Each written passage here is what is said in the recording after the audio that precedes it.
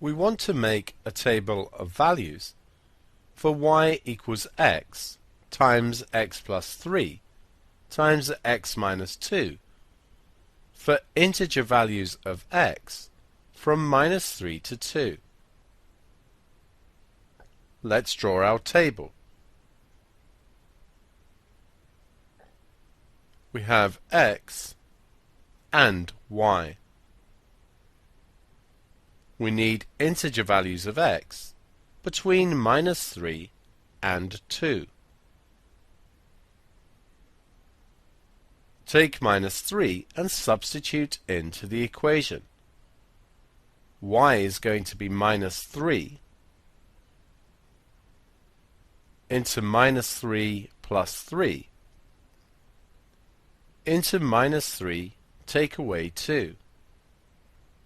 Calculating this gives 0.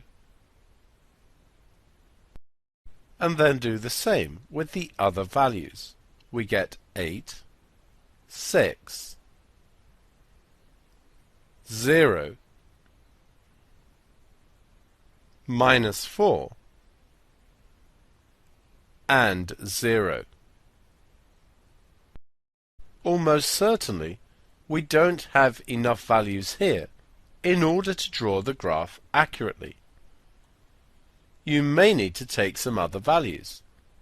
Half-unit values, such as minus 2.5, minus 1.5, and so on. And if you need more points, then you need to calculate some other x values. The more values that you have, the more accurately you can draw your graph. But of course, the more calculation you have to do.